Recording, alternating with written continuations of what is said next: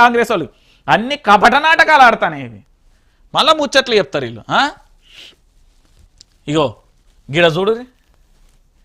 ఆయనకేమైనా ఆయనకి ఏం కట్టం నాకు ఓపెన్గా మాట్లాడుకుందాం హుజరాబాద్ ఎమ్మెల్యే పాడి కౌశిక్ రెడ్డికి ఏం కష్టం వచ్చింది ఆస్తులు లేవా ఎమ్మెల్యే పదవి లేదా ఆయనకేం కట్టం వచ్చిందని ఆయన ఎందుకు దండం పెడతాను తెలుసా సార్ మీకు దండం పెడతా మా రైతులకు నీళ్ళు అంటుండు మరి ఈ ప్రభుత్వం మేము సామె అదేం దేవుడు కాక గుళ్ళు ఉంటాడు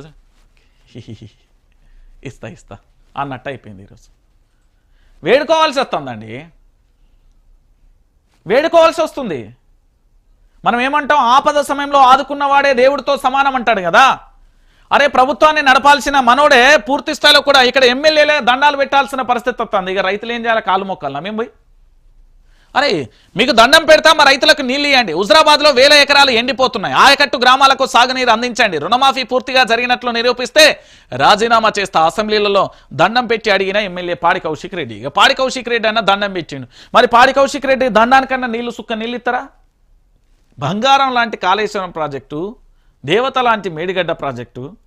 అద్భుతం లాంటి రంగనాయకు మల్లన్న సాగరు అన్నారం సుందిల్లా వీటన్నిటితో నీళ్లు దేర్రా నాయన అంటే కేసీఆర్ మీద కోపంతో మా తెలంగాణ ప్రాంత బిడ్డల జీవితాలను నాగం చేస్తున్నారు ఇది ఇక్కడితో అయిపోలే హుజరాబాద్లో ఇట్ట పరిస్థితి ఉన్నదా ఇక సూర్యాపేటలో చూడు హస్తానికి ఓటేసి అరిగోస పడుతున్నాం ఎండిన పంట పొలాలలో రైతుల ఆవేదన పొలాలను పరిశీలించిన మాజీ మంత్రి జగదీష్ రెడ్డి సభలో సస్పెండ్ చేస్తే జనంలో నా గొంతుక వినబడతాయి ఇప్పటికైనా రైతులకు ఎస్ఆర్ఎస్పీ నీళ్లు ఇవ్వండి ప్రభుత్వాన్ని డిమాండ్ చేసిన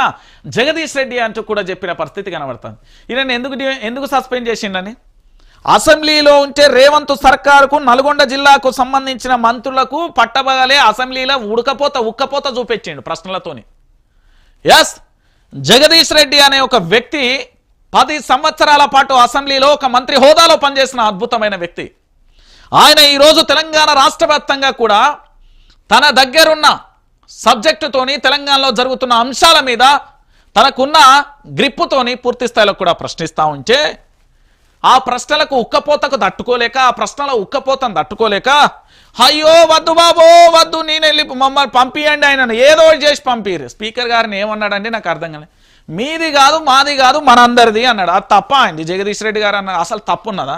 నిన్న ఒక ఎమ్మెల్యే ఏదో బూత్ పురాణం మాట్లాడిండట నిన్న ఒక ఎమ్మెల్యే బూత్ పురాణం మాట్లాడినాడట స్పీకర్ గారిని ఉద్దేశించి